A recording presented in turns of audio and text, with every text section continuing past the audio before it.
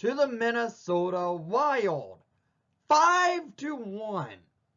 And well, this game was out of hand in the first 10 minutes of play. The Hawks defense was nowhere to be seen. The Hawks power play failed, and it led to a momentum spark early in the game for the Minnesota Wild, and that was where the game got out of hand.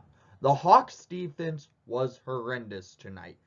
Marc-Andre Fleury, yes, had a rough game, but the defense in front of him is to be blamed. It was horrendous. It was one of the worst defensive games this team has had in a while this season. It was just flat out embarrassing how bad the Hawks were to the Minnesota Wild tonight in the United Center. Luckily, this is a quick turnaround for your Chicago Blackhawks as they go and face the Minnesota Wild again tomorrow night in Minneapolis, well, St. Paul. The Hawks tonight were embarrassed. Marc-Andre Fleury got chased. Kevin Lankinen gets to return to the net for the first time in over a month for your Chicago Blackhawks after Fleury gets chased. Lankinen looked solid, but the defense tonight was just flat out embarrassing by your Chicago Blackhawks. The Hawks may have held Minnesota down to 30 shots on net, which defensively, that's a good number. But when you're allowing 5 goals, there's an issue. And frankly, it was defensive effort the Hawks had tonight that cost them this game. It was a bad performance defensively. They may have lost 5-1, showing offense again still is terrible by the Hawks, which it has been all year. But they had 36 shots. They were moving the puck well, probably a little bit after the 10-minute mark in the first period. The Hawks were moving the puck well, generating shots, but not getting the quality opportunities to score. They were pretty much one and done, but they got a goal, but it was too late to even make it a game because it came 5 minutes remaining in regulation. This game was an embarrassment. This game, the Hawks should remember for 24 hours later as you're facing the same team tomorrow night in Minnesota. You want to embarrass them on their home ice as they did to us and our home ice. This was just flat out embarrassing and probably the worst performance by the Blackhawks in about a month. They were just flat out embarrassing tonight. Defensively, in my opinion, lack of defense cost the Hawks this game. Because, frankly, if the Hawks had some defense and playing well, they could have probably had a closer game. But our defense was lacking. The defensive structure didn't work. And it cost the Hawks the game.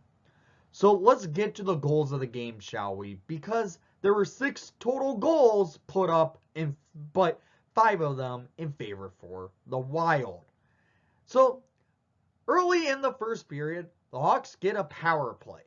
Nothing comes from it but a spark of momentum by the Minnesota Wild. Because immediately after the Wild kill the power play of the Hawks, 2 minutes and 58 seconds into the first period, Marcus Foligno, right on the doorstep, gets his 15th of the season, coming out of the box to give the Wild a 1-0 lead early in the regulation. So, 1-0 Wild, 2 minutes and 58 seconds into the game, just after killing a power play of the Hawks. So, that's not good.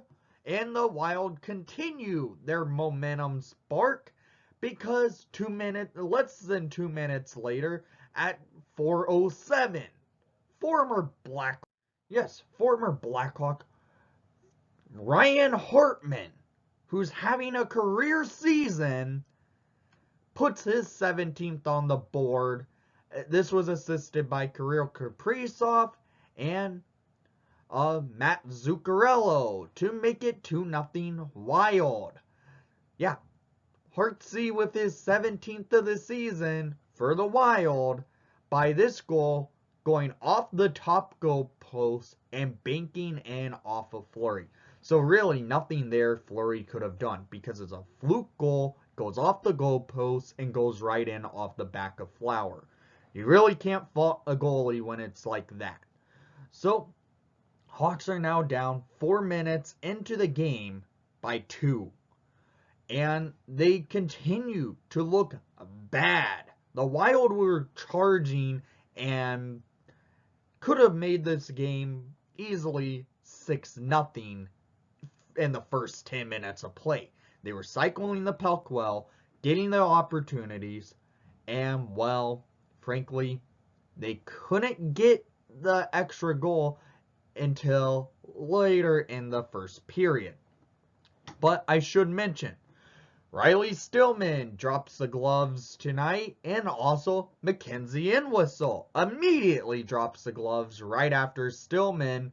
So 2 fights were on, and the Hawks were trying to spark the Hawks. Well, it didn't really do that. It kept the Wild spark going, and well, at 17-12 in the first period, Ryan Hartman with his 2nd of the night, 18th of the season, assisted by Zuccarello and Kaprizov. This goal, I would say, probably Fleury should have made a save on. It was a backbreaker and to the Hawks because the Hawks started looking well, but they bent and gave up a pretty, I would say, a soft goal. That was a soft goal. Fleury probably should have made a save there. And at that point, I was thinking, okay, this is a bad defensive game, and this is already a loss. So maybe I get it. We have a back-to-back, and we're playing the same team tomorrow. We go with Lakeinen going into the second period because we're now down 3-0 going into the second. So they kept Fleury in. But 12 minutes into the second period, Addison scores his 2nd of the season from the blue line, assisted by Foligno and Merlin to make it 4-0 Wild. And that is when Fleury goes to the bench angry. You could tell this was probably the most angry I've seen Fleury all season. And, well, we've seen him mad by smashing his stick, but this was probably the most mad we've seen Fleury all season. Because he gets chased, he goes to the Hawks bench, frankly angry, and I don't blame him. The team up front of him was horrible. So 12 minutes into the second period, in comes Kevin Lakeinen now. Hawks down 4-0. And the Hawks continue to go down. At 16:26 in the second period, Dublin scores his 4th of the season, assisted by Fiala and Kulikov to make it 5-0 Minnesota. So, well, this game's completely gone. Lakeinen now gives up a goal, but the defense continues to suck. That's what it was. The story tonight was the defense was horrendous for your Chicago Blackhawks. That's what cost this team. I get it, the offense wasn't there, but we were generating chances, just not getting the puck luck. So the Hawks are down 5-0. Lakeinen makes a couple extra saves. We go to the third period. Going into the third period, Lakeinen has to make a huge save A really nice, great save for the Hawks. And then you could see, okay, maybe we could generate. The Kane line was generating well for the Hawks tonight. And, well, they're gifted with basically 5 minutes remaining in regulation time at 14:57 in the third period. Dylan Strome, coming off a COVID protocol, gets his fourth of the season, assisted by Patrick Kane and Brandon Hagel to make it a 5-1 game. And, well, that line between Hagel, Kane, and Strome tonight were the ones generating. When they got the puck, they were in the offensive zone, moving the puck well, getting chances. And, well, they got gifted one. So the Hawks get a goal, but it wasn't enough. The defense tonight, and you could also put a little bit towards the offense, wasn't there. It was bad. They were embarrassed. And we now go to Minnesota tomorrow night to face the same team. So down in the comments down below, I want to hear what your thoughts were on tonight's defensive lacking tonight of the Hawks, because frankly, this was one of the worst defensive games by your Chicago Blackhawks this season. And it was just bad. You have another game tomorrow against the same team. Come in and play a harder matchup. Play hard. Get those 50-50 pucks. Get the defensive structure going. Maybe call up Glavis because they sent him down and now Riley Stillman's injured. So maybe call up Glavis before you travel to Minnesota tomorrow, because during the win streak, he was really good in the 3 games we saw him. And then they sent him down. Call him up. Get him playing, please. So I want to hear what your thoughts are with this team, what they need to do going into tomorrow's action. And thank you for watching the broadcast. Please leave a like and subscribe if you haven't done so already.